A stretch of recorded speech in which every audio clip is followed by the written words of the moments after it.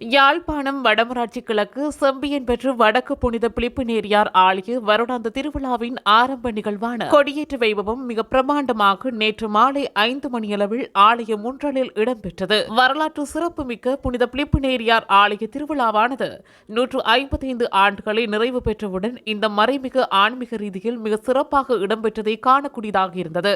கொடியேற்றமானது ஆலய பங்கு தந்தையான அருட்தந்தை ஜஸ்டின் ஆதர் தலைமையில் ஆரம்பமாகி பின்னர் திருச்சிவ மாலையுடன் மாலை 6 மணியளவில் அருட்தந்தை அமிர்தராஜ் அவர்களின் தலைமையில் திருப்பலி ஒப்புக் கொடுக்கப்பட்டது. இந்நிகழ்வில் ஆலய பங்கு தந்தை, பங்கு மக்கள், அருட் சகோதரர்கள் என பலரும் கலந்து கொண்டனர்.